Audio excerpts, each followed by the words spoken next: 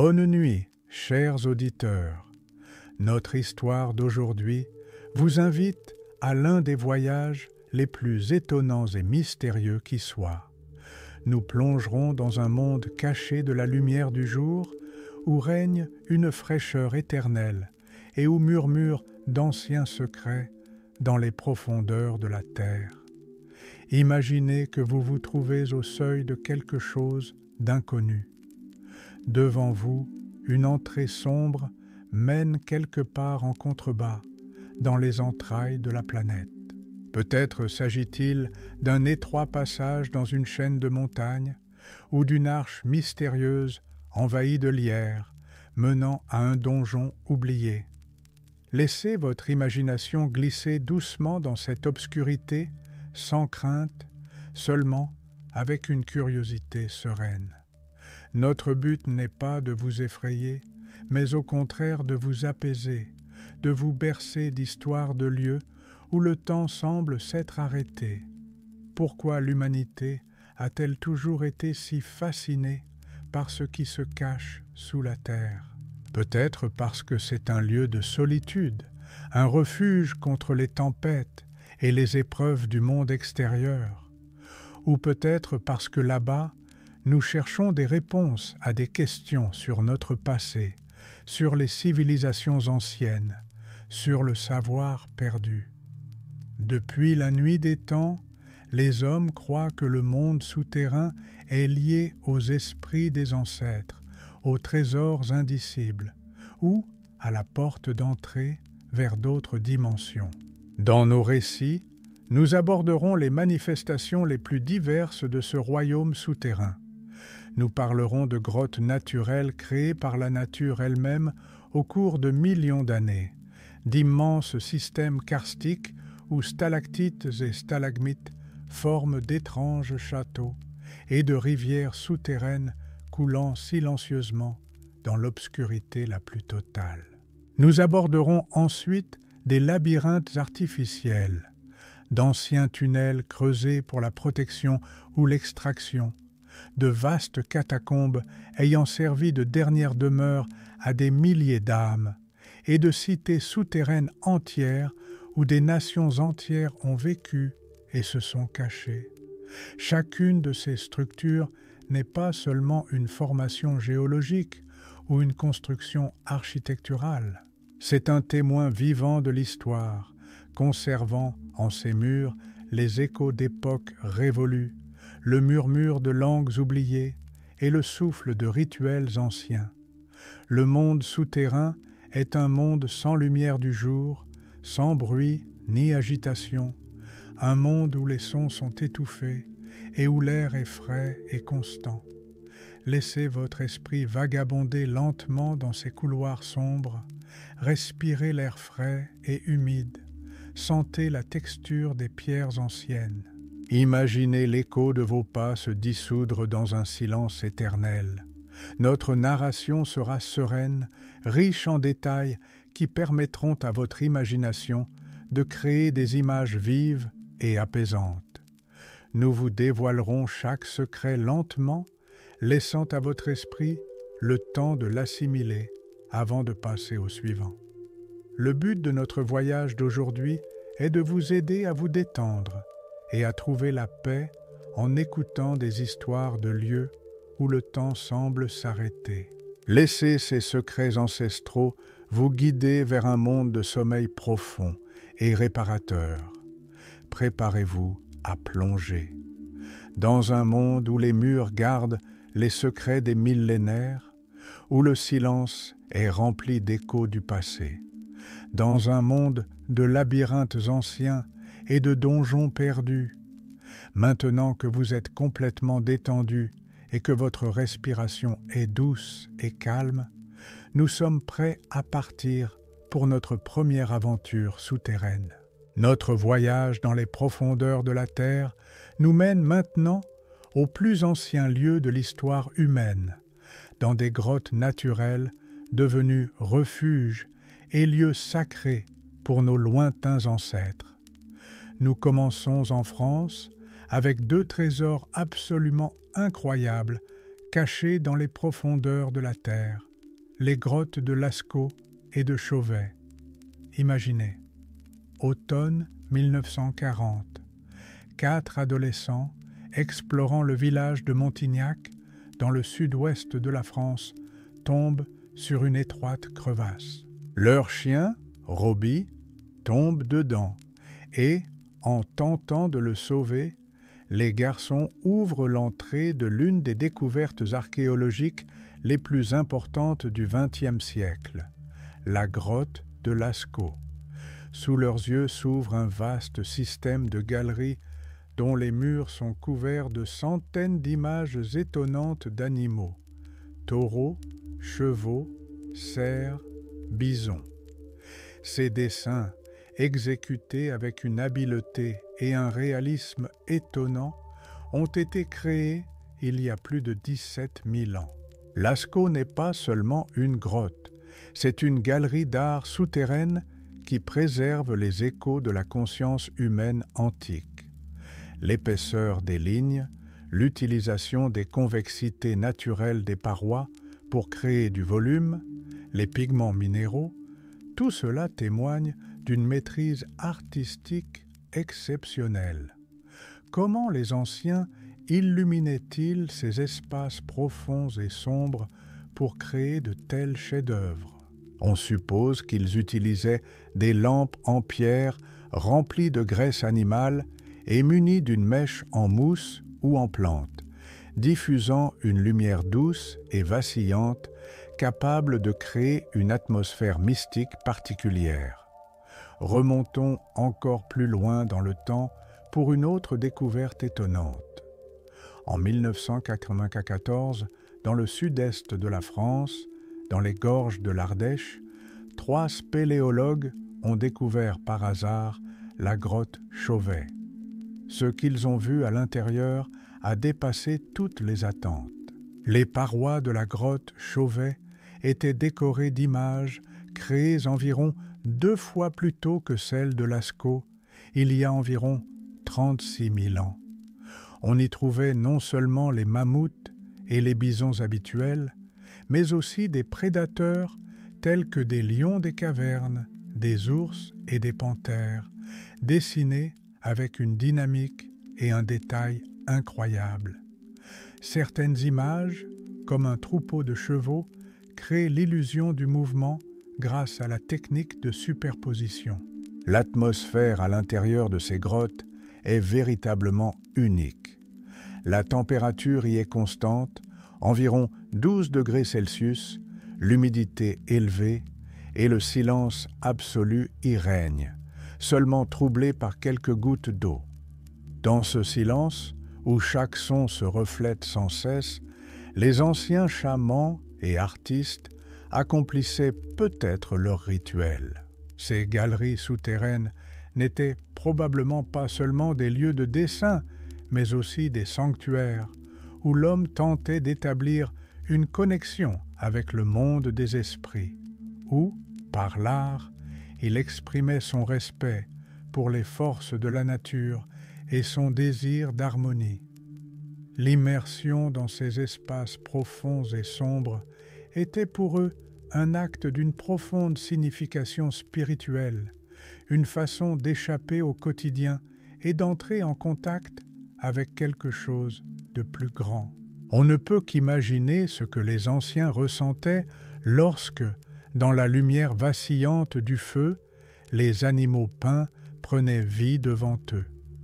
Poursuivant notre voyage à travers les labyrinthes naturels, nous traversons l'océan jusqu'aux États-Unis, dans l'État du Kentucky. C'est ici que se trouve l'un des réseaux de grottes les plus grandioses et les plus étendues au monde, Mammoth Cave. Ce n'est pas seulement une grotte, c'est un labyrinthe souterrain de plus de 650 km de galeries explorées, un chiffre qui ne cesse de croître. L'histoire de l'exploration de Mammoth Cave est aussi fascinante que son immensité. Pendant des siècles, les Amérindiens puis les colons européens l'ont exploré à la recherche de salpêtres, nécessaires à la fabrication de la poudre à canon, notamment pendant la guerre de 1812. Chaque explorateur découvrait de nouveaux passages, de nouvelles salles, découvrant un vaste réseau de tunnels. Des légendes racontent que des personnes se sont perdues dans ces profondeurs sans jamais en retrouver la sortie, ce qui ajoute au mystère du lieu. À l'intérieur de la grotte du Mammoth, un monde de formations naturelles étonnantes s'ouvre à vous. Il s'agit de rivières souterraines qui, silencieuses et infatigables, se frayent un chemin à travers les roches calcaires, créant d'étranges canyons et galeries. Imaginez le bruit de l'eau qui ruisselle dans les vastes salles ou le murmure à peine audible d'un ruisseau souterrain qui transporte ses secrets dans des profondeurs inconnues. On y trouve également des lacs souterrains calmes et immobiles, dont la surface reflète la lumière vacillante d'une lanterne, créant une sensation de beauté surréaliste. Ces étendues d'eau sont source de vie pour les habitants uniques de la grotte.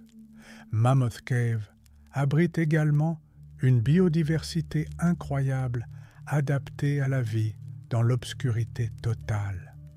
On y trouve des poissons aveugles, des crevettes incolores, des araignées et des insectes qui n'ont jamais vu la lumière du soleil. Ils ont développé des moyens uniques pour se déplacer et survivre dans leur environnement, grâce à leurs antennes sensibles, leur odorat et leurs vibrations spécifiques. Leur peau pâle, presque transparente, et leur absence d'yeux témoignent de milliers d'années d'évolution dans ce monde crépusculaire.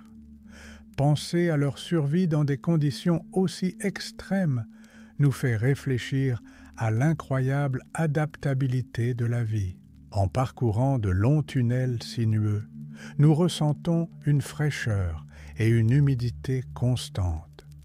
Les murs sont recouverts de dépôts séculaires et certaines salles sont si vastes que leurs voûtes se perdent dans l'obscurité.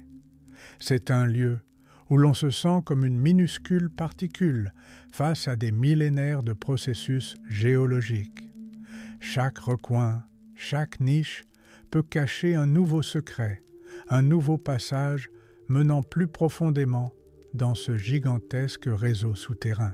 La paix et la tranquillité qui règnent dans ces profondeurs aident l'esprit à se détendre, permettant aux pensées de s'écouler lentement et en douceur, telles des eaux souterraines. Notre voyage se poursuit à travers un monde de merveilles naturelles souterraines et nous transporte maintenant en Chine lointaine, dans la province du Guangxi, où se trouve l'une des grottes les plus impressionnantes et fabuleuses du monde, la grotte de la flûte de roseau.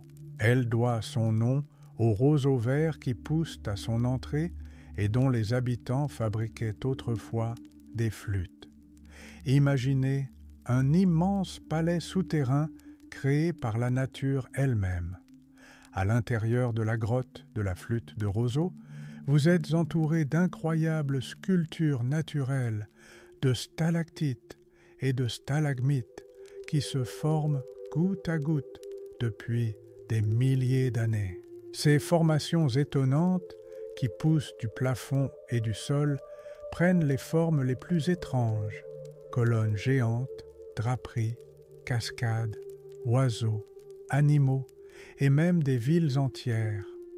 Elles scintillent de toutes les nuances de gris, de beige, de brun et parfois de rouge, grâce aux minéraux contenus dans l'eau qui s'est lentement infiltrée à travers le calcaire.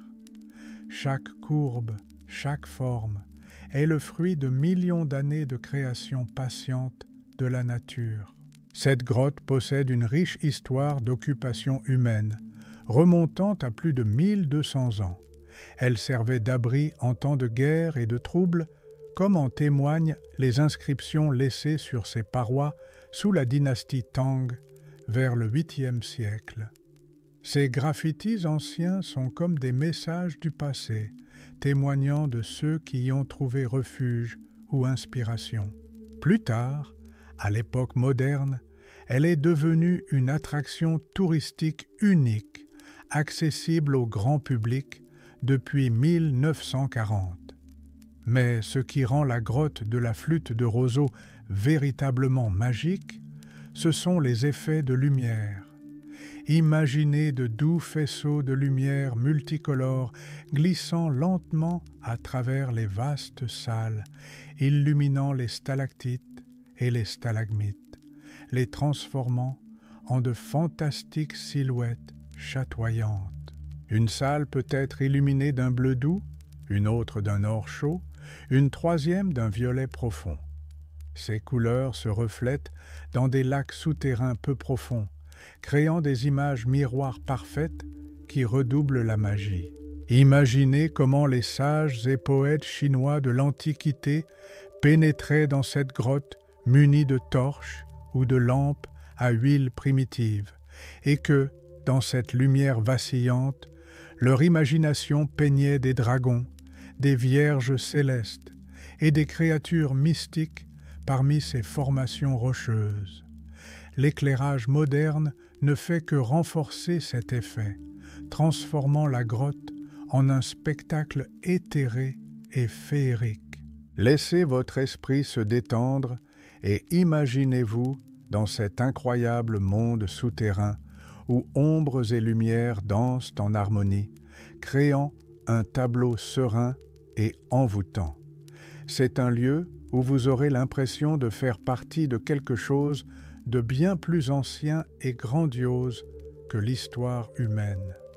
Passons maintenant des merveilles naturelles à celles créées par l'homme, mais non moins mystérieuses. Notre prochaine plongée nous emmène au cœur de la Turquie, dans l'étonnante région de Cappadoce, où se cachent certaines des cités souterraines les plus grandioses et les plus étonnantes du monde. Les plus célèbres d'entre elles sont Derinkuyu et Kaymakli. Imaginez, vous vous trouvez à la surface de la terre, entouré d'étranges rochers coniques appelés cheminées de fées. Mais sous vos pieds se cache quelque chose d'incroyable. Tout un réseau de cités souterraines à plusieurs niveaux, s'étendant sur des dizaines de mètres de profondeur. Derinkuyu, qui signifie « puits profond », est la plus grande d'entre elles, atteignant des profondeurs allant jusqu'à 85 mètres et comptant jusqu'à 18 niveaux confirmés. Elle pouvait abriter jusqu'à 20 000 personnes, avec leur bétail et leurs vastes réserves de nourriture et d'eau. Kaymakli est légèrement plus petite, mais tout aussi impressionnante, avec 8 niveaux ouverts au public. Ces villes n'ont pas été simplement creusées, elles ont été conçues avec une ingénierie remarquable. Imaginez les anciens habitants, remontant probablement au 8e siècle avant J.C., travaillant sans relâche pour creuser ces vastes espaces dans le tuf volcanique tendre. Ils ont créé des quartiers d'habitation, des cuisines avec hôtes, des écuries, des chapelles, des écoles, des caves à vin, des puits et même des ateliers.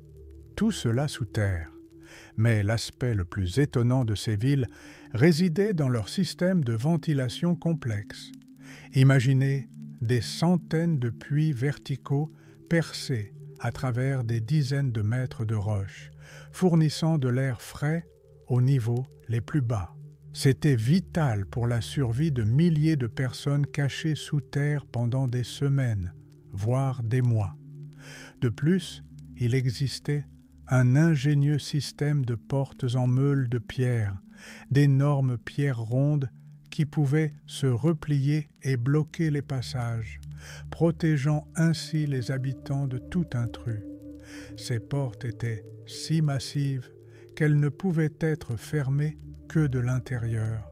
L'histoire de la création et de l'utilisation de ces abris souterrains est étroitement liée aux invasions et aux guerres constantes qui ont ravagé la région. Ces cités ont été utilisées par différents peuples, les Hittites, les Phrygiens, les Assyriens, les Perses, puis par les premiers chrétiens qui y ont cherché refuge pour échapper aux persécutions romaines et musulmanes. La vie sous terre était rude, mais elle offrait une protection inégalée. Imaginez vivre complètement isolé du monde extérieur.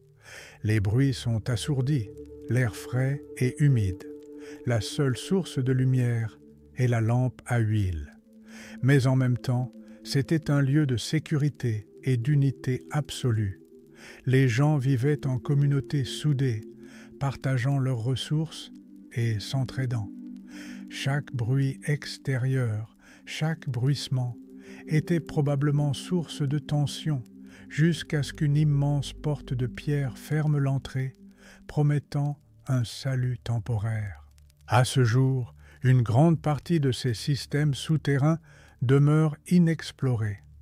Les archéologues pensent qu'il pourrait exister bien d'autres cités cachées et tunnels interconnectés sous la Cappadoce. Cela crée un mystère non résolu. Combien de secrets cette terre étonnante recèle-t-elle encore sous ses couches superficielles? Ces cités souterraines sont bien plus que de simples sites archéologiques. Elles témoignent de l'ingéniosité humaine, de sa résilience et de sa volonté de survivre dans les conditions les plus difficiles. Laissez cette image vous transporter au plus profond de la terre, dans un monde où le silence et la fraîcheur vous enveloppent et où les murs murmurent des histoires d'époques révolues. Notre voyage à travers des labyrinthes artificiels nous conduit maintenant sous les pavés de la majestueuse Rome, une ville qui semble receler encore plus de secrets sous sa surface.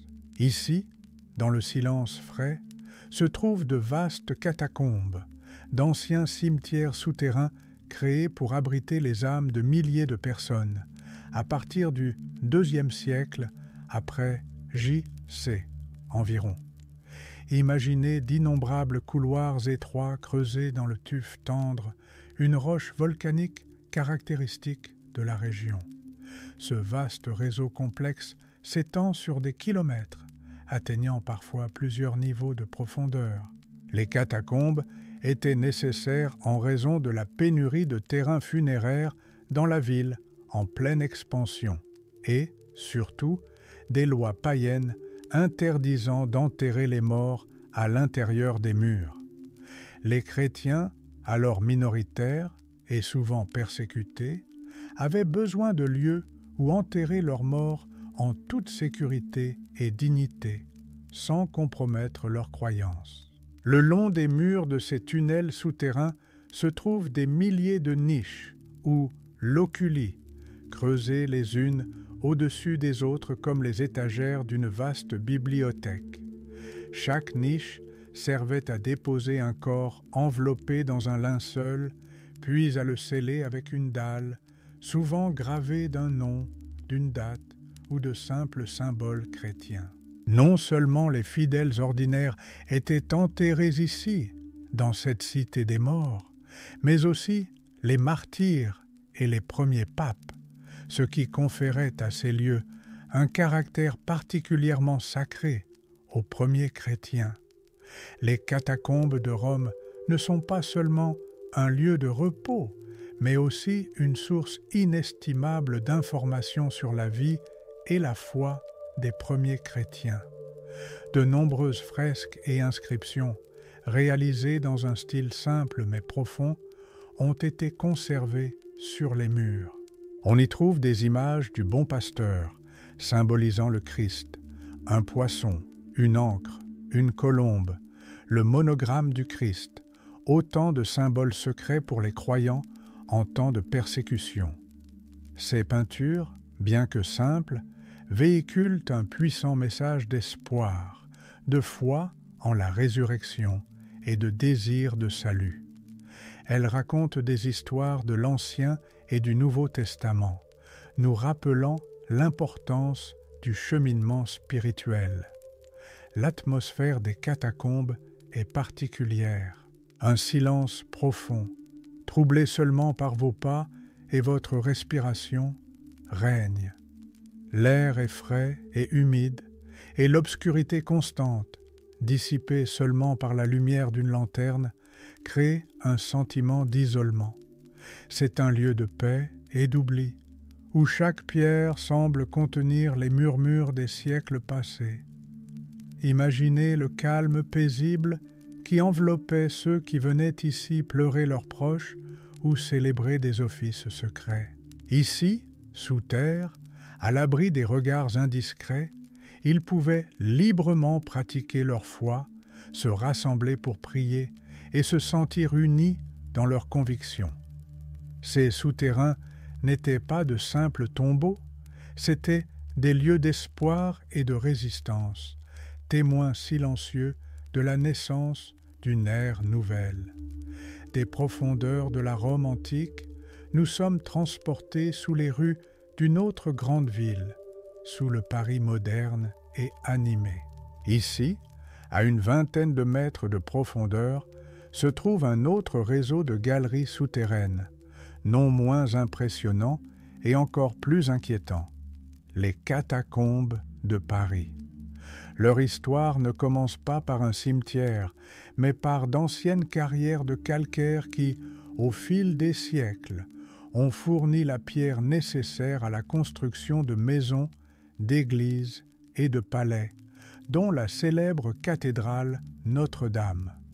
Ces carrières ont créé un vaste et complexe réseau de tunnels sous la ville. À la fin du XVIIIe siècle, cependant, Paris était confronté à un grave problème.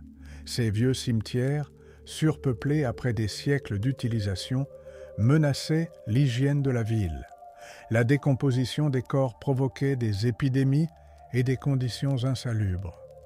Vers 1785, la décision fut prise d'exhumer des millions de restes de cimetières surpeuplés et de les transférer dans ces anciennes carrières souterraines.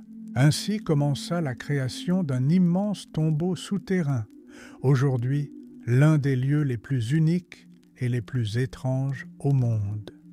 Des millions d'ossements, selon diverses estimations, appartenant à 6 à 7 millions de personnes, furent soigneusement déposés dans les parois des tunnels, formant une sorte de décor.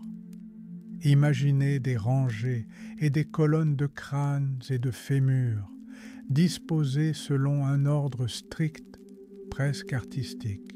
Il ne s'agit pas d'un simple dépotoir chaotique, mais d'un labyrinthe d'ossements créé dans un but précis, apporter la paix aux morts et purifier la cité des vivants. La longueur de ces tunnels accessibles aux visiteurs ne représente qu'une infime partie du réseau souterrain qui s'étend sur des centaines de kilomètres. En déambulant dans ces passages, on ressent une profonde fraîcheur et un silence absolu, seulement interrompu par le bruit lointain de la ville qui perce à peine l'épaisseur de la terre. L'atmosphère y est à la fois majestueuse et inquiétante, un lieu de réflexion sur la fugacité de l'existence et sur la multitude des vies passées. Les catacombes de Paris ont naturellement donné naissance à de nombreux mythes et légendes. Elles évoquent des personnes égarées dans des zones inexplorées, des sons mystérieux provenant des profondeurs, des silhouettes fantomatiques vacillant dans l'ombre. Ce lieu est enveloppé d'une aura mystique qui attire chercheurs, artistes et simples curieux du monde entier. C'est un lieu où l'on peut sentir le souffle de l'éternité, réalisant que sous nos pieds se trouve non seulement une ville, mais un tombeau géant qui renferme les histoires de millions de destins. Laissez cette image vous envahir de paix, car ici, dans ce labyrinthe souterrain, toutes les préoccupations de la vie semblent lointaines et insignifiantes. Ici, le temps s'écoule différemment, vous invitant à une paix profonde et sereine. Notre plongée dans les labyrinthes artificiels nous emmène maintenant en Europe de l'Est, sous terre en Pologne, où la petite ville de Wieliczka abrite l'une des structures souterraines les plus étonnantes et uniques au monde, la mine de sel de Wieliczka. Ce n'est pas seulement une mine, c'est une véritable cité souterraine, creusée dans le sel, qui a fonctionné pendant 7 siècles, du XIIIe au XXe siècle. Imaginez un monde où les murs, les plafonds et même les sols seraient faits de sel. La mine de Wieliczka compte plus de 245 km de galeries réparties sur 9 niveaux, dont le plus profond atteint 327 mètres sous la surface. C'était l'une des exploitations d'extraction de sel les plus anciennes et les plus rentables d'Europe, procurant la richesse aux rois polonais pendant des siècles. Des milliers de mineurs ont creusé ces vastes espaces à la main, avec des outils rudimentaires. Mais ce qui rend Wieliczka véritablement unique, ce n'est pas seulement son ampleur, mais aussi le fait qu'il s'agisse d'une œuvre d'art souterraine. Imaginez comment les mineurs, travaillant dans l'obscurité totale à la lumière de lampes, extrayaient non seulement du sel, mais créaient aussi d'incroyables sculptures, des bas-reliefs et même des chapelles entières, taillées directement dans les parois de sel. La plus impressionnante d'entre elles est la chapelle Sainte Kinga, située à une centaine de mètres de profondeur. Véritable temple souterrain, il comprend un autel, une chaire, des lustres et même des sculptures de scènes bibliques, le tout soigneusement sculpté dans le sel. Les lustres de la chapelle, d'ailleurs, sont également en cristaux de sel. Leur douce lueur confère au lieu une atmosphère indescriptible. L'atmosphère de la mine est unique. L'air pur et salé est réputé pour ses bienfaits respiratoires. Le seul bruit que l'on perçoit est celui, lointain et étouffé, du goutte à goutte de l'eau qui, lentement et inexorablement, se fraie un chemin à travers les couches de sel, créant de nouvelles stalactites. On peut même entendre le craquement fantomatique des supports en bois, témoignage de siècles de dur labeur. C'est un lieu où l'on ressent un profond respect pour la persévérance et la créativité humaine. La mine de Wieliczka est une histoire vivante de travail, de foi et d'art. Elle montre comment l'homme a su transformer un espace utilitaire en un lieu monumental et spirituel. Imaginez des générations de mineurs qui, malgré les difficultés de leur travail, ont trouvé le temps et l'inspiration pour créer une telle beauté dans les profondeurs de la terre. Leur foi et leur savoir-faire nous ont laissé un héritage qui continue de nous émerveiller. Laissez cette image vous emplir de paix, car dans ces profondeurs salées, le temps s'écoule différemment et chaque recoin murmure des histoires de l'esprit humain et de la capacité infinie de création.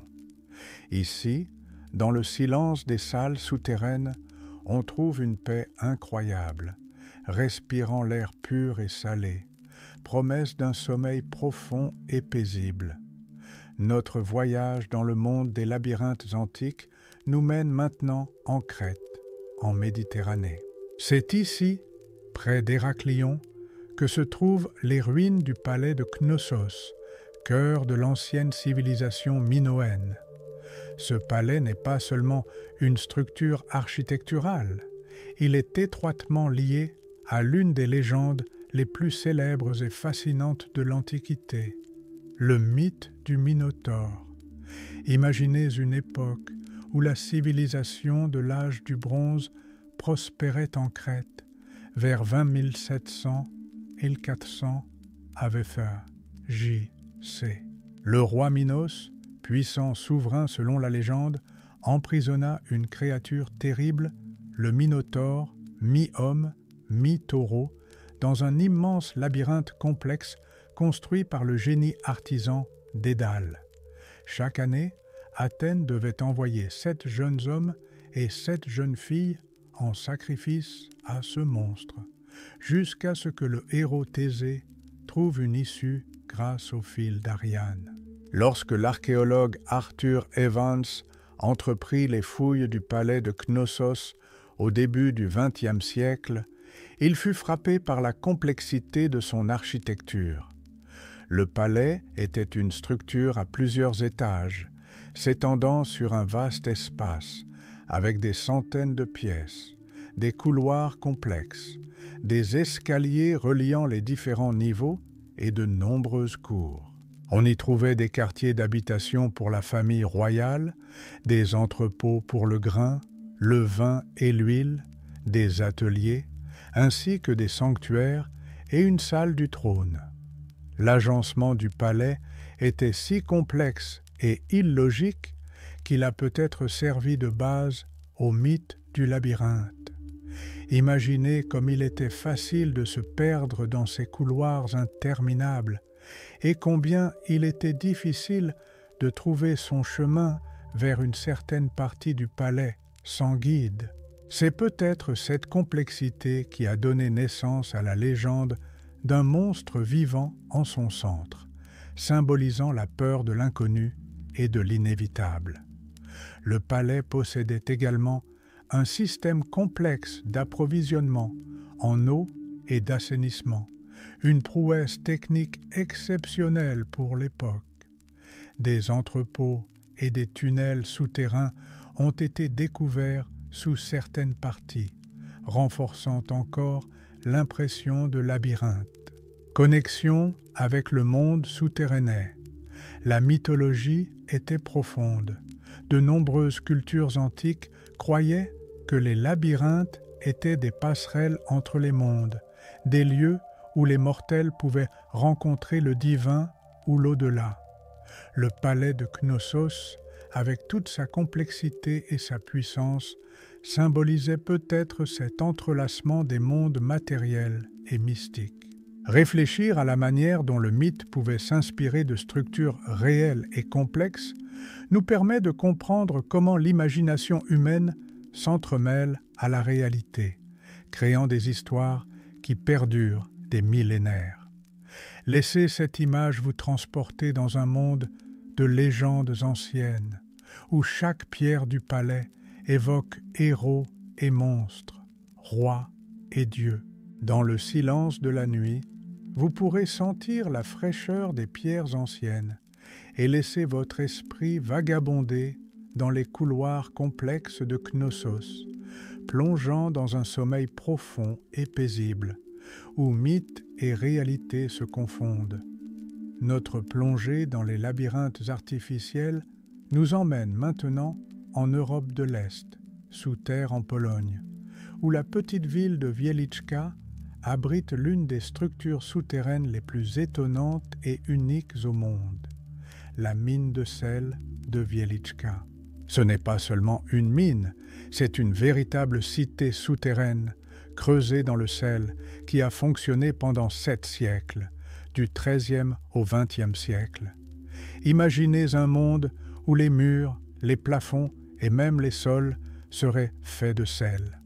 La mine de Wieliczka compte plus de 245 km de galeries réparties sur 9 niveaux, dont le plus profond atteint 327 mètres sous la surface.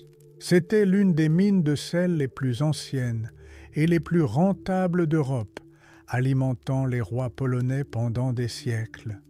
Des milliers de mineurs creusaient ces vastes espaces à la main, à l'aide d'outils rudimentaires comme des pics et des marteaux.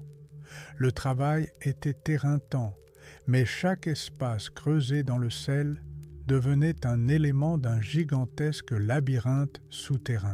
Mais ce qui rend Wieliczka véritablement unique, ce n'est pas seulement son ampleur, mais aussi le fait qu'il s'agisse d'une œuvre d'art souterraine. Imaginez comment les mineurs, travaillant dans l'obscurité la plus totale, à la lumière de lampes à huile ou de torches primitives, extrayaient non seulement du sel, mais trouvaient aussi l'inspiration pour leur créativité.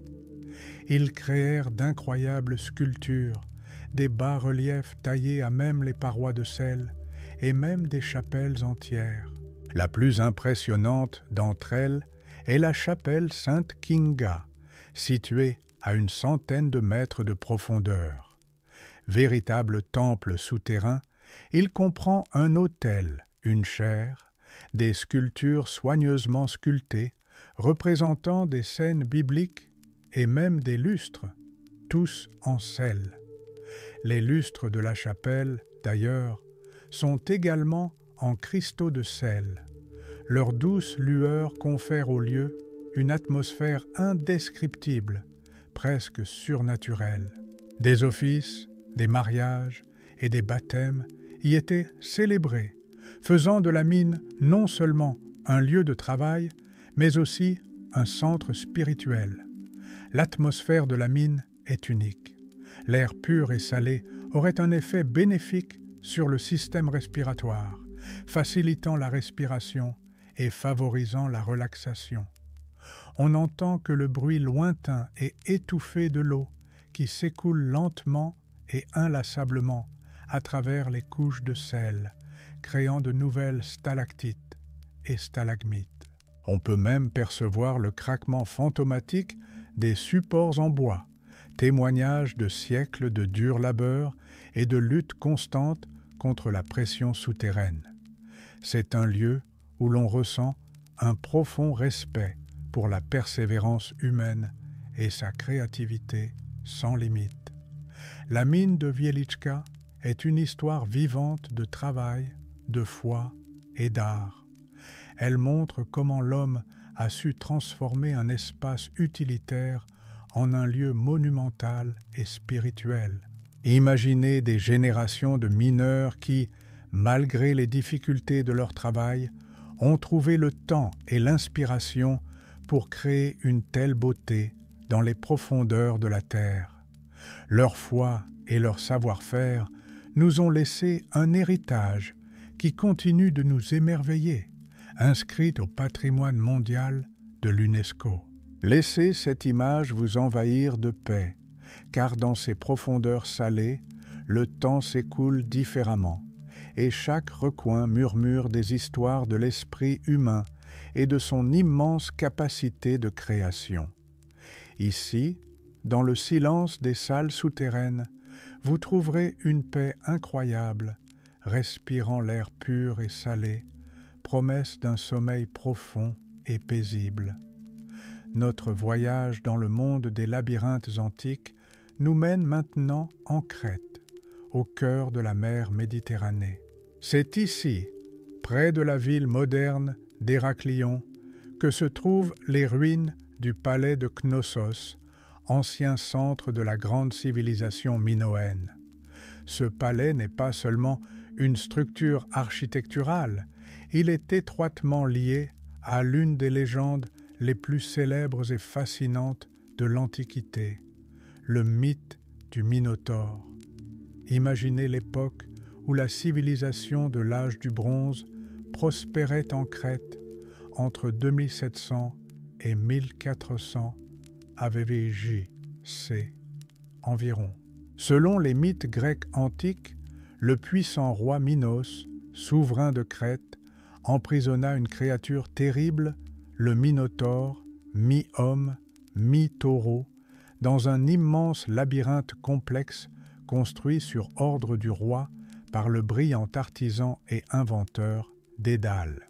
La légende raconte que chaque année, Athènes devait envoyer 14 jeunes gens, 7 garçons et 7 filles, en sacrifice à ce monstre, jusqu'à ce que le courageux héros Thésée arrive en Crète et, grâce à un fil magique d'Ariane, la fille de Minos, trouve une issue au labyrinthe après avoir vaincu le Minotaure.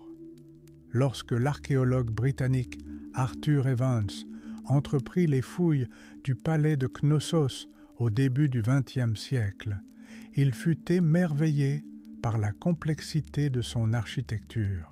Le palais était une structure à plusieurs étages s'étendant sur une vaste superficie d'environ 22 000 mètres carrés. Il comprenait des centaines de pièces, des couloirs complexes, des escaliers reliant les différents niveaux et de nombreuses cours. On y trouvait les quartiers d'habitation de la famille royale, de vastes entrepôts pour le grain, le vin et l'huile d'olive, stockés dans d'immenses pitois, grandes jarres en argile, ainsi que des ateliers, des sanctuaires et une salle du trône. L'agencement du palais était si complexe, avec ses nombreux virages et impasses, qu'il a peut-être servi de base au mythe du labyrinthe. Imaginez comme il était facile de se perdre dans ces couloirs interminables, et combien il était difficile de trouver son chemin vers une certaine partie du palais sans un guide connaissant parfaitement tous ses recoins. C'est peut-être cette complexité qui a donné naissance à la légende d'un monstre vivant en son centre, symbolisant la peur de l'inconnu et de l'inévitable. Le palais possédait également un système complexe d'approvisionnement en eau et d'assainissement, une prouesse technique exceptionnelle pour l'époque. Des entrepôts souterrains et même de petits tunnels ont été découverts sous certaines parties, ce qui renforce encore l'impression de labyrinthe et son lien avec les secrets du monde souterrain. Connexion avec le monde souterrain. La mythologie était profondément ancrée dans de nombreuses cultures antiques. Nombreux étaient ceux qui croyaient que les labyrinthes étaient des passerelles entre les mondes, des lieux où les mortels pouvaient rencontrer le divin, le surnaturel ou l'au-delà. Le palais de Knossos, avec toute sa complexité et sa puissance, symbolisait peut-être cet entrelacement des mondes matériels et mystiques, servant à la fois de lieu de pouvoir politique et de rituel religieux. Réfléchir à la manière dont le mythe pouvait s'inspirer de structures réelles et complexes nous permet de comprendre comment l'imagination humaine s'entremêle à la réalité pour créer des histoires qui perdurent des millénaires, transmises de génération en génération. Laissez cette image vous transporter dans un monde de légendes anciennes, où chaque pierre du palais évoque héros et monstres, rois et dieux. Dans le silence de la nuit, vous pourrez sentir la fraîcheur des pierres anciennes et laisser votre esprit vagabonder dans les couloirs complexes de Knossos, plongeant dans un sommeil profond et paisible, où mythe et réalité se confondent. Notre exploration des mondes souterrains nous ramène à l'étonnante Cappadoce, en Turquie, où nous avons déjà brièvement évoqué ces magnifiques cités souterraines. Plongeons-nous maintenant dans l'ingénierie et la vie quotidienne de ces incroyables abris creusés dans le tuf volcanique tendre. Ces cités, comme Derinkuyu et Kaymakli, n'étaient pas de simples abris, c'étaient des écosystèmes soigneusement planifiés et autosuffisants, capables de résister à de longs sièges. Imaginez-vous dans une telle ville souterraine. L'air y est frais et pur, malgré la profondeur. Cela est dû à d'ingénieux systèmes de ventilation. Des centaines de puits verticaux, de 10 à 15 cm de diamètre, ont été creusés à travers des dizaines de mètres de roches. Ils servaient non seulement à l'approvisionnement en air frais, mais aussi à l'approvisionnement en eau à tous les niveaux. Certains de ces puits étaient si profonds qu'ils atteignaient des aquifères, fournissant aux habitants une source stable d'eau potable même en cas de siège. Imaginez la pénibilité de la création de tels puits dans l'Antiquité, sans outils modernes. Cela exigeait une précision et une compréhension géologique incroyables. La vie sous terre exigeait une organisation minutieuse. Chaque famille ou groupe disposait de son propre logement, souvent composé d'une ou plusieurs pièces creusées à même la roche. À proximité se trouvaient des cuisines avec des cheminées creusées et même des hottes primitives qui dirigeaient la fumée par des conduits spécialement aménagés vers des puits de ventilation, dissimulant ainsi la présence humaine. Imaginez l'odeur des aliments cuits mêlée à celle de la terre et de l'air frais. Les cités souterraines étaient équipées de vastes entrepôts de nourriture, d'immenses niches où étaient entreposés céréales, fruits secs, vin et huile d'olive. Ces entrepôts souterrains offraient des conditions idéales pour un stockage à long terme grâce à une température et une humidité constantes. On y trouvait également de vastes étables pour le bétail, permettant de les emmener sous terre en cas de danger, les gardant en sécurité et évitant toute détection. Les déchets étaient également éliminés grâce à des systèmes élaborés ou utilisés comme engrais, signe d'un niveau d'hygiène élevé pour l'époque. L'élément de sécurité le plus impressionnant étaient les portes massives en pierre meulière. Ces énormes pierres rondes, mesurant jusqu'à 1,5 mètre de diamètre et pesant jusqu'à 500 kg, pouvaient rouler le long de rainures spécialement creusées et bloquer les passages entre les niveaux ou l'entrée de la ville. Imaginez plusieurs hommes poussant une telle pierre pour bloquer le passage. Au centre de chaque pierre se trouvait un petit trou par lequel les attaquants pouvaient être vus et même empalés avec une lance. Ces portes étaient si massives qu'elles ne pouvaient être fermées que de l'intérieur, rendant les cités souterraines pratiquement imprenables. Un sentiment d'isolement et de sécurité, c'était un compagnon constant pour les habitants. Vivre dans un isolement absolu du monde extérieur, sans soleil, peut-être sans le bruit du vent ou le chant des oiseaux, n'aurait pas été facile. Mais cela procurait aussi un sentiment de sécurité absolue. Le bruit des combats à l'extérieur, les cris des envahisseurs, tout cela semblait lointain et irréel, étouffé par l'épaisseur de la pierre. Le seul son susceptible d'apaiser était le léger bruissement de la respiration des centaines de personnes vivant aux alentours. Zone non résolue, certaines de ces cités existent encore.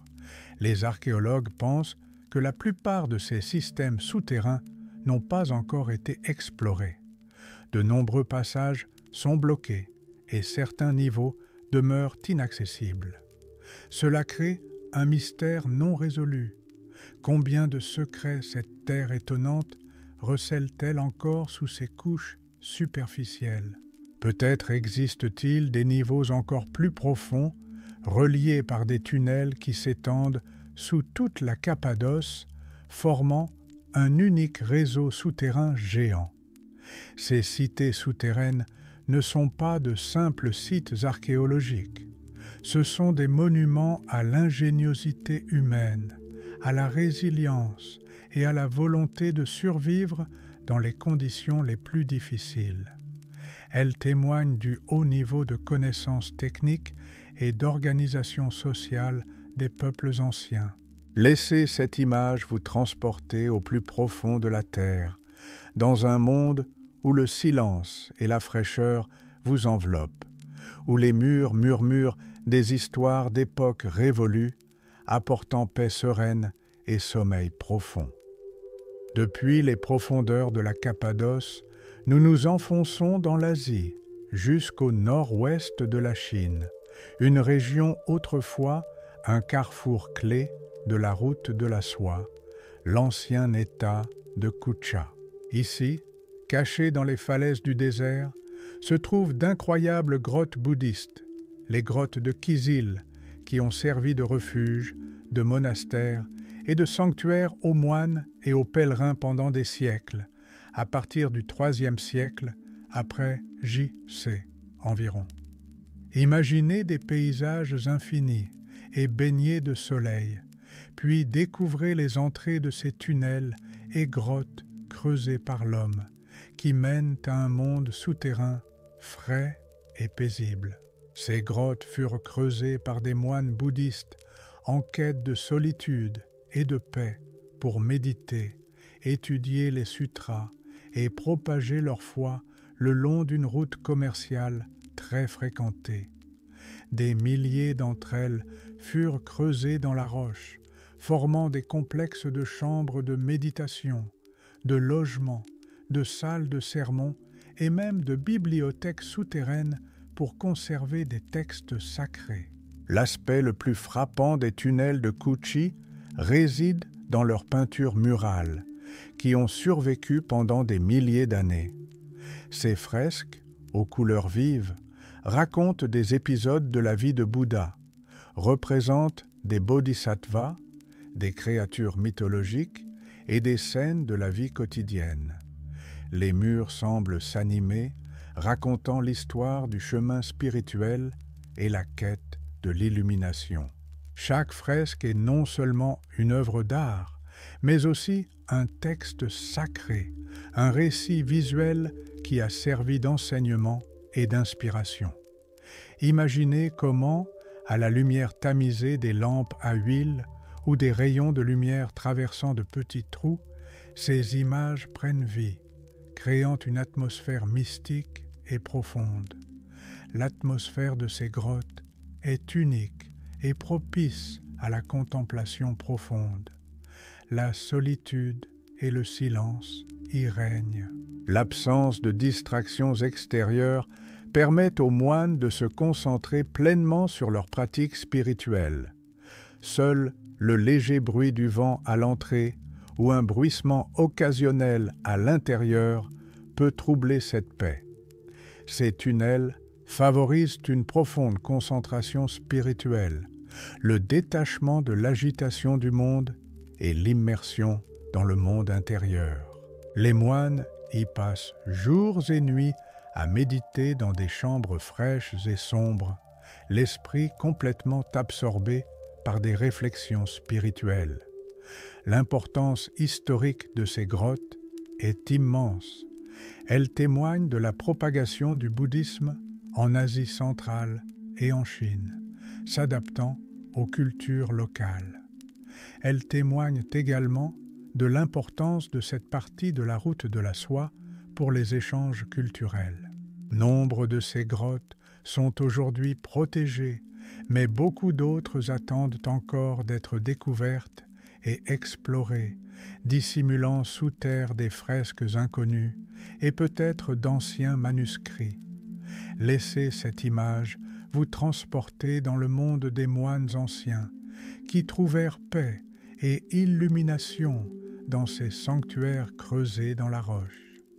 Ressentez la fraîcheur des murs de pierre, écoutez le silence qui régnait en ces lieux sacrés. Laissez ces histoires emplir votre esprit de calme et vous guider vers un sommeil profond et paisible où la sagesse et la beauté ancestrale vous attendent.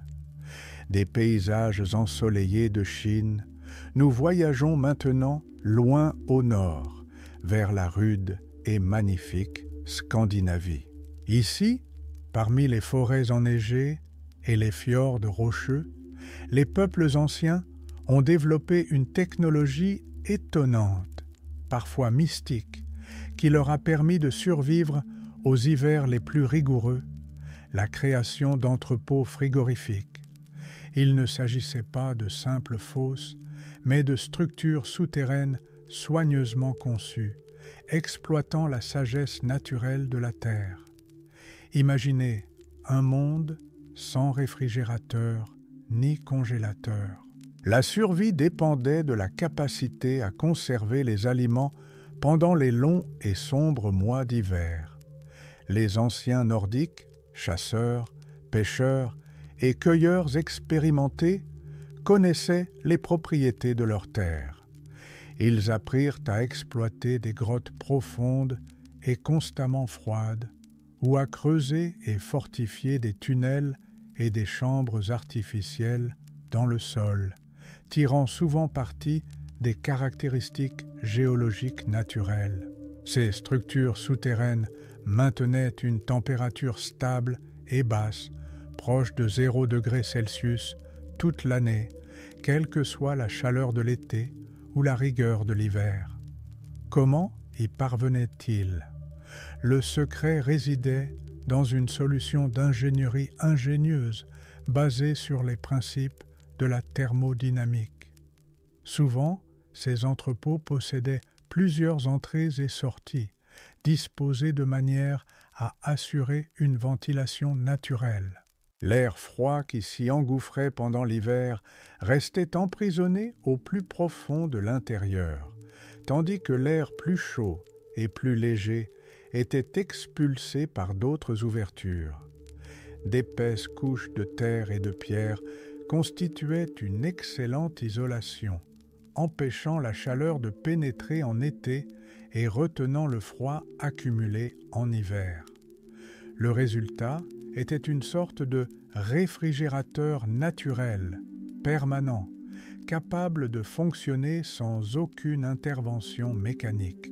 Ces entrepôts souterrains permettaient de conserver une grande variété d'aliments: viande séchée, poissons fumés, racines, baies et produits laitiers. Plus qu'une simple commodité, ils constituaient une technologie essentielle à la survie. Sans eux, les longs voyages, les longs hivers ou les années de mauvaises récoltes pouvaient conduire à la famine et à l'extinction. Ces réfrigérateurs assuraient un accès constant à la nourriture, garantissant à la communauté un approvisionnement, même dans les périodes les plus difficiles. Imaginez l'odeur fraîche et terreuse qui accompagnait toujours les aliments entreposés, une odeur synonyme de sécurité et de subsistance. Nombre de ces anciens entrepôts frigorifiques existent encore, certains étant encore utilisés, bien que sous une forme modifiée. Ils témoignent de la profonde compréhension de l'environnement par les peuples anciens et de leur capacité à exploiter les lois naturelles à leur avantage. Parfois, ces lieux étaient également entourés de mythes. Peut-être étaient-ils associés à des esprits souterrains ou considérés comme des lieux magiques et spéciaux où la nourriture était conservée grâce au pouvoir de la terre. Laissez cette image vous transporter au cœur des terres nordiques, dans la fraîcheur et la sécurité des anciens entrepôts. Ressentez la stabilité et la sécurité de ces lieux où le temps s'arrête et où la nature elle-même devient la gardienne de vos provisions. Laissez ces reflets vous apporter une paix profonde et un sommeil serein. Cap maintenant sur l'exotique Sri Lanka, où l'une des merveilles archéologiques les plus étonnantes au monde, Sigiriya ou Rocher du Lion, domine la jungle. Plus qu'un simple rocher, c'est une ancienne forteresse et un palais construit au sommet d'un monolithe géant, mais sa grandeur dépasse sa hauteur. Sous et autour de ce rocher majestueux se cache un réseau complexe de passages souterrains et d'ingénieux systèmes hydrauliques. Imaginez un rocher de près de 200 mètres de haut surgissant soudain d'une plaine. Vers le vieux siècle après J.C., le roi Kasyapa, craignant la vengeance de son frère, transforma ce rocher en une forteresse imprenable et un palais luxueux.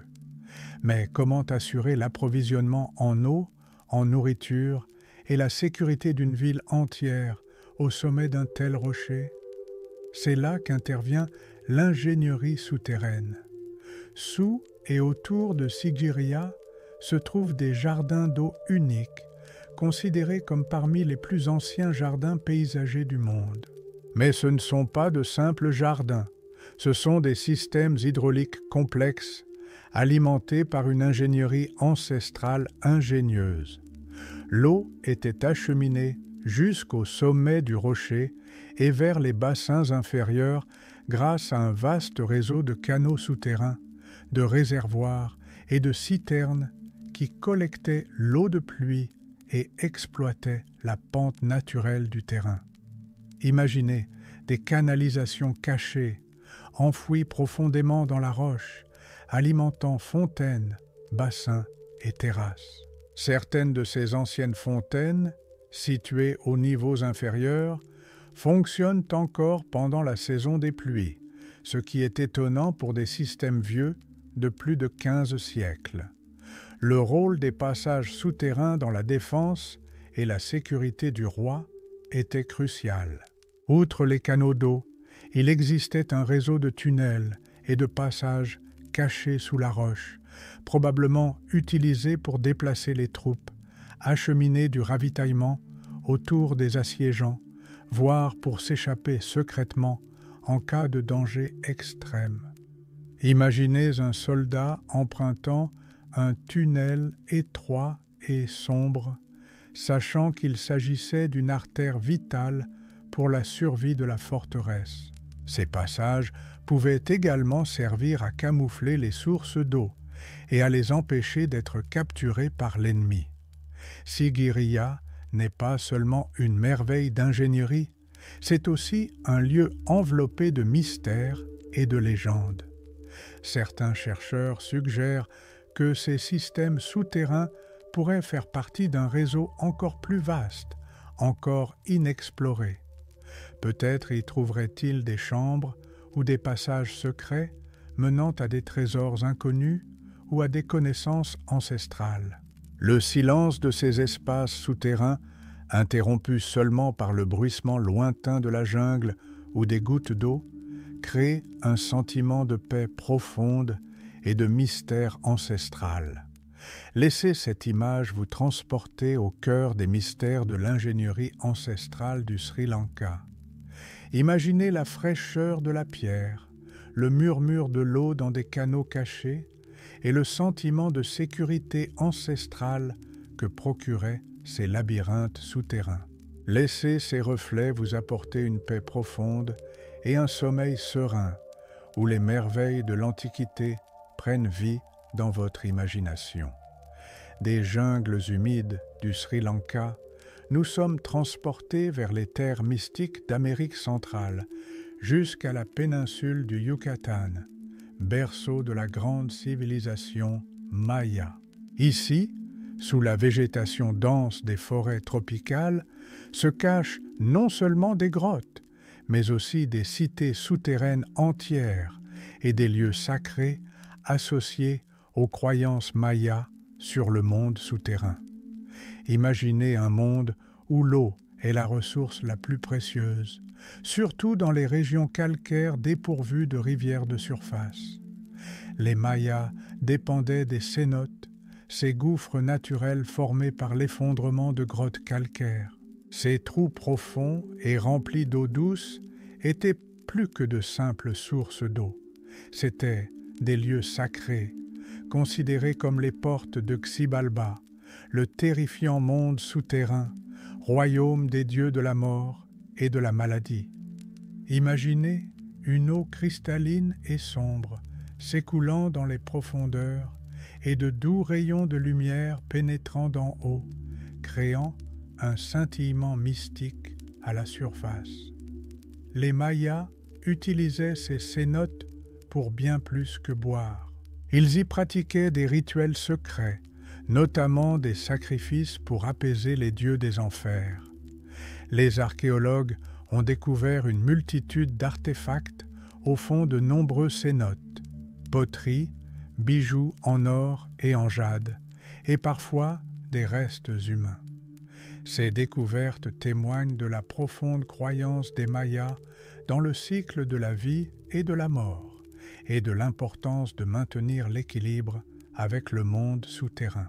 Dans le silence de ces bassins souterrains, sous les voûtes de pierre, prières et chants rituels résonnaient peut-être encore aujourd'hui dans l'air frais. Outre les cénotes naturelles, les Mayas ont également créé des structures souterraines artificielles.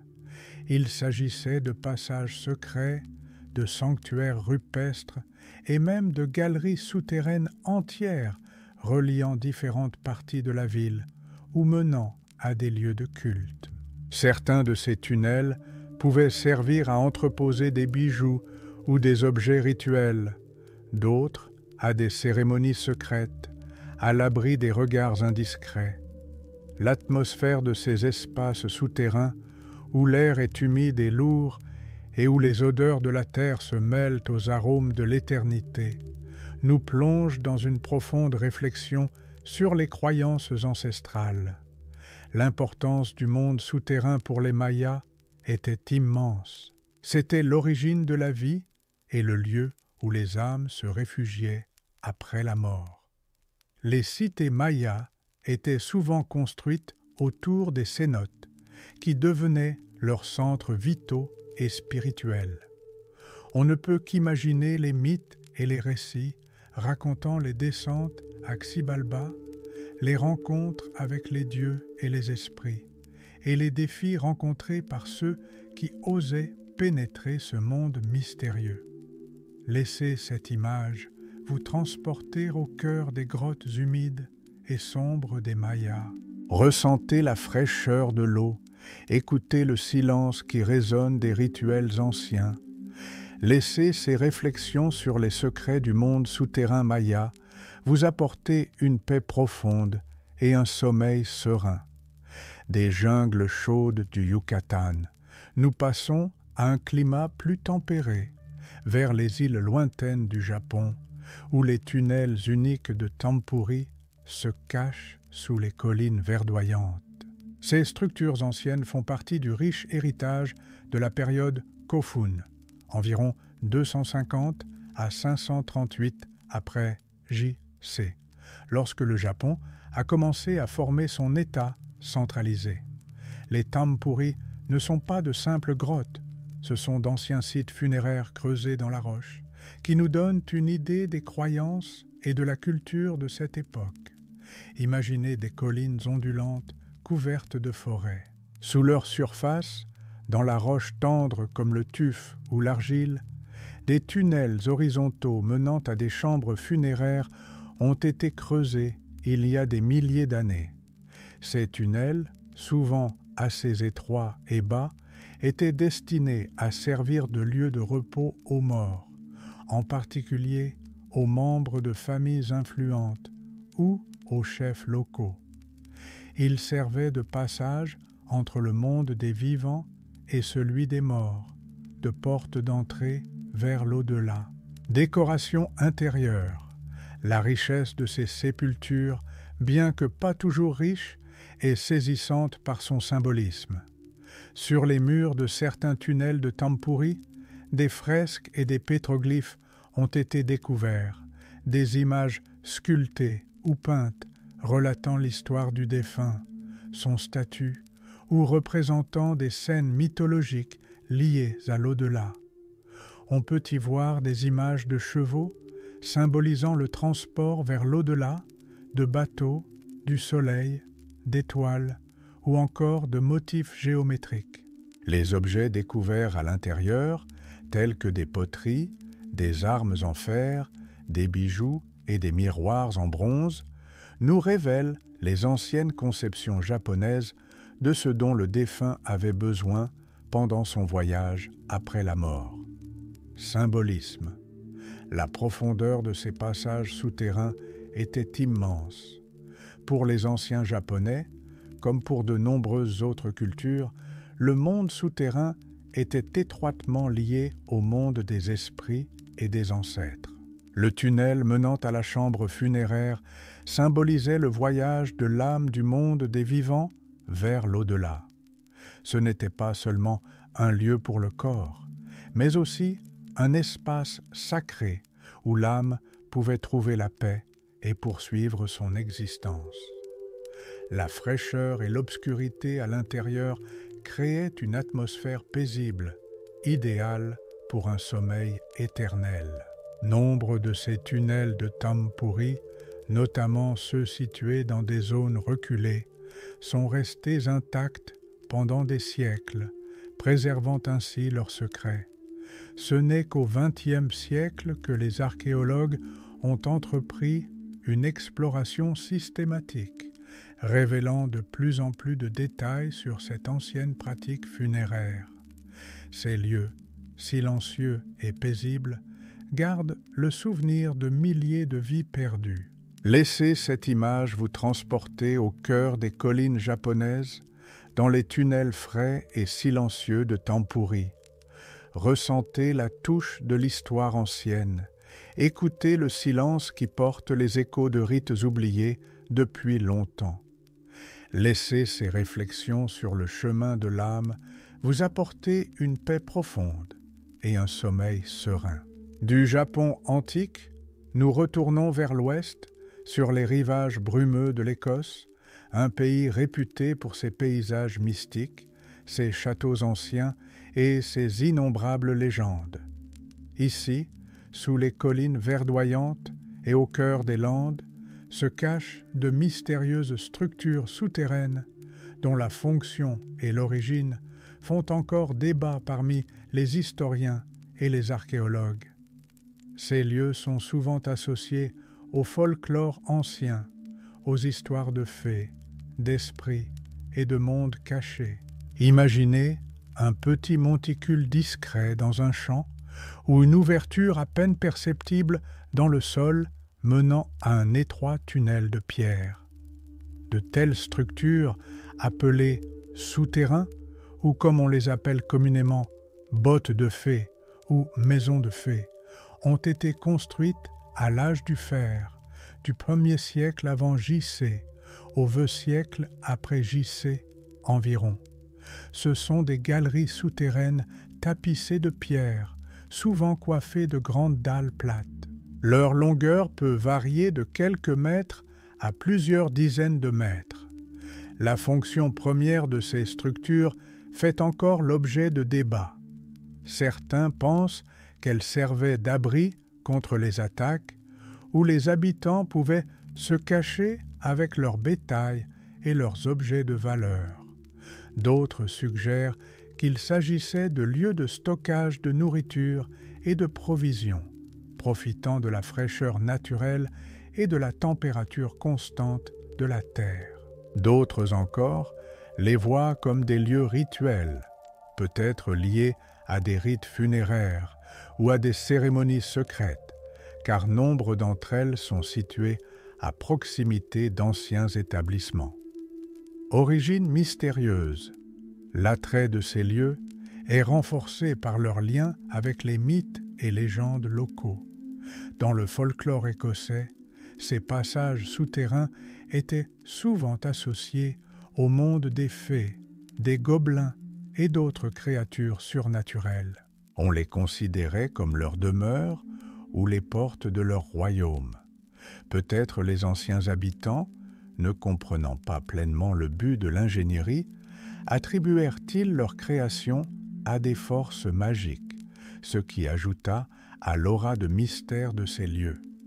Imaginez le murmure du vent pénétrant ces tunnels de pierre, créant des sons étranges pouvant être interprétés comme les voix des esprits. Nombre de ces systèmes souterrains demeurent inexplorés ou mal compris. Ils sont souvent situés sur des terrains privés, cachés par le temps et la végétation. Chaque année, de nouvelles découvertes permettent aux archéologues d'obtenir des informations sur la vie et les croyances des anciens Écossais. Ces tunnels et ces chambres sont des témoins silencieux d'époques révolues, détenant l'histoire des peuples qui les ont construits, qui ont vécu à proximité et qui croyaient peut-être en leur pouvoir mystique. Laissez cette image vous transporter au cœur des collines brumeuses et verdoyantes d'Écosse, dans la fraîcheur des tunnels anciens. Ressentez le silence mystérieux qui recèle les échos des mythes et les murmures d'une époque depuis longtemps oubliés. Laissez ces réflexions vous apporter une paix profonde et un sommeil réparateur, où d'anciens secrets attendent d'être dévoilés. De l'Écosse brumeuse, nous voyageons vers les Balkans, le Monténégro d'aujourd'hui et la capitale Podgorica. Ici, sous les rues de la ville moderne, se trouve un réseau complexe et méconnu de systèmes de drainage anciens, témoignant de l'étonnante maîtrise de l'ingénierie romaine et des civilisations ultérieures, dont les Ottomans. Ces artères souterraines ont été vitales pour l'existence de la ville pendant des millénaires. Imaginez-vous sous terre, avec pour seul bruit le doux et constant murmure de l'eau courante. Il ne s'agit pas d'une grotte naturelle, mais d'un labyrinthe de tunnels et de canaux en pierre, soigneusement creusés par l'homme. Les premiers systèmes de drainage importants de cette région furent construits par les Romains, alors que la région faisait partie de leur vaste empire. Les Romains étaient réputés pour leurs prouesses techniques, notamment en matière d'approvisionnement en eau et d'assainissement. Ils construisirent des aqueducs et des tunnels souterrains pour approvisionner les villes en eau potable et évacuer les eaux usées, prévenant ainsi les épidémies et offrant un cadre de vie confortable à leurs citoyens. Après la chute de l'Empire romain et durant les périodes de domination qui ont suivi, notamment celle de l'Empire ottoman qui a régné sur la région pendant des siècles, ces systèmes n'ont pas été abandonnés. Au contraire, ils ont continué à être utilisés, développés et étendus.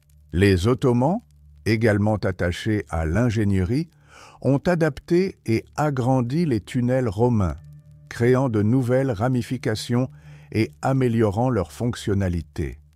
Cela témoigne de l'extraordinaire solidité et de la réflexion approfondie de la conception romaine d'origine, qui a résisté à l'épreuve du temps et a pu être intégrée à de nouveaux besoins.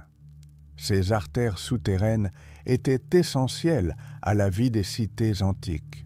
Elles permettaient l'accès à l'eau potable, détournaient les eaux de pluie pour prévenir les inondations et servaient à évacuer les eaux usées. Sans ces systèmes cachés, la vie dans une grande agglomération serait impensable. Imaginez comment des milliers d'habitants dépendaient de ces canaux invisibles qui accomplissaient leur travail sous leurs pieds, silencieusement et inlassablement. L'eau y coulait, emportant les déchets et apportant la vie, tel le sang invisible de la ville. Aujourd'hui, ces anciens systèmes de drainage de Podgorica sont pour la plupart abandonnés ou seulement partiellement utilisés, mais ils demeurent les témoins silencieux du haut niveau d'ingénierie ancestrale et du souci du bien-être des habitants. Ils nous rappellent que même les structures les plus utilitaires peuvent être de véritables chefs-d'œuvre d'ingénierie. L'exploration de ces tunnels est souvent difficile en raison de leur ancienneté et des débris, mais leur existence continue d'émerveiller l'imagination. Laissez cette image vous transporter au cœur des villes anciennes, sous les rues où la vie moderne s'agite. Ressentez la fraîcheur et l'humidité des vieux égouts. Écoutez le murmure lointain de l'eau qui coule le long des murs centenaires. Laissez ces reflets sur les artères cachées du passé vous apporter une paix profonde et un sommeil réparateur.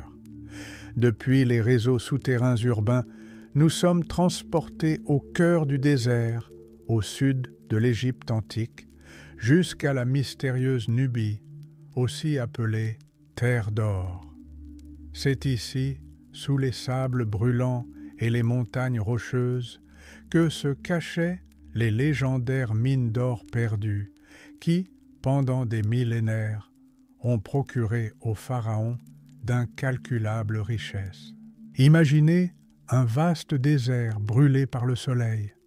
Dans ce paysage rude où la vie est à peine présente, les anciens Égyptiens et Nubiens, à partir du 3e millénaire avant notre ère environ, se livraient à une exploitation minière aurifère exténuante. Ils creusaient profondément dans la terre, créant un réseau complexe de tunnels et de puits creusés dans la roche. Ces puits n'étaient pas de simples trous, c'étaient des kilomètres de passages sinueux menant à des filons d'or où le précieux métal était extrait. Pour travailler dans de telles conditions, ils utilisaient des outils primitifs, marteaux de pierre, pics en cuivre ou en bronze, et plus tard en fer. Travail acharné, les conditions de vie dans ces mines étaient insupportables. Les ouvriers, souvent esclaves ou prisonniers de guerre, subissaient une chaleur insupportable, le manque d'eau et le risque d'effondrement. À l'intérieur des tunnels, l'obscurité était quasi totale, parfois dissipée par la faible lumière des lampes à huile. L'air était lourd et poussiéreux, saturé de microparticules de roche, et tout cela au nom de l'éclat de l'or, symbole de puissance, de divinité et de vie éternelle pour les pharaons.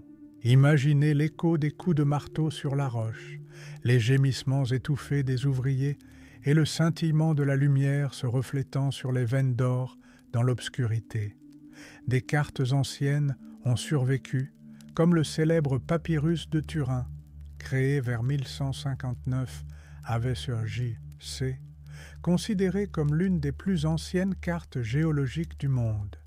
Il montre des montagnes, des rivières, des routes et surtout l'emplacement des mines et carrières d'or. Ce papyrus témoigne du haut niveau de connaissance des anciens Égyptiens en géologie et en cartographie. Mais nombre de ces mines furent abandonnées et oubliées, leurs emplacements perdus pendant des siècles. Les raisons peuvent être diverses: l'épuisement des réserves d'or d'un filon particulier, des bouleversements politiques, la fin du contrôle égyptien sur la Nubie ou simplement un changement de priorité. Les sables du désert ont rapidement englouti les traces d'activité humaine, ne laissant que des légendes de trésors incalculables enfouis sous terre. Explorateurs et chercheurs d'or modernes recherchent encore ces mines disparues, inspirées par des cartes et des récits anciens. Ces mines d'or perdues de Nubie témoignent non seulement de richesses ancestrales, mais aussi de la soif de l'homme pour les métaux précieux, de son travail acharné et de la facilité avec laquelle la nature peut reconquérir ce qu'il a autrefois pris. Dans le silence de ces tunnels oubliés, on sent le souffle des anciens ouvriers, leurs espoirs et leurs souffrances se fondre dans le temps infini du désert. Nous sommes arrivés au terme de notre incroyable voyage dans les profondeurs de la terre, explorant d'anciens labyrinthes et des donjons perdus. Nous avons parcouru des millénaires, visitant des grottes naturelles préservant l'art des peuples anciens, des cités creusées dans la roche pour protéger des ennemis, des lieux de repos éternels pour des millions d'âmes et des mines mystérieuses où furent extraites des richesses incalculables. Nous avons vu comment l'humanité, tout au long de l'histoire, s'est tournée vers l'intérieur de la planète pour se réfugier face aux dangers, extraire des ressources précieuses, créer des lieux sacrés pour l'art et la foi, et protéger des vies et des trésors. Des minuscules chambres de méditation aux gigantesques cités souterraines capables d'abriter des dizaines de milliers de personnes, ces structures témoignent silencieusement de l'ingéniosité, de la ténacité et de la profondeur spirituelle étonnante de nos ancêtres. Chaque histoire, chaque tunnel et chaque grotte dont nous avons parlé aujourd'hui apportent un témoignage particulier du temps.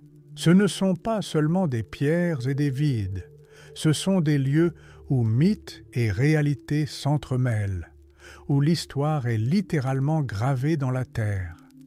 Ils nous rappellent que sous la surface où nous vivons au quotidien se cache tout un monde de secrets, de découvertes et de silence éternel. Ces mystères non résolus continuent d'attirer chercheurs et rêveurs. Après tout, qui sait combien d'autres systèmes souterrains étonnants restent à découvrir, cachés à nos yeux sous l'épaisseur de la terre, gardant leurs secrets pour l'instant. Peut-être que des villes encore plus vastes, des dessins encore plus anciens, des mécanismes encore plus complexes se cachent sous nos pieds. Le monde souterrain regorge de possibilités et de secrets infinis. Laissez ce voyage dans le monde des échos souterrains du temps vous transporter vers un univers de paix profonde.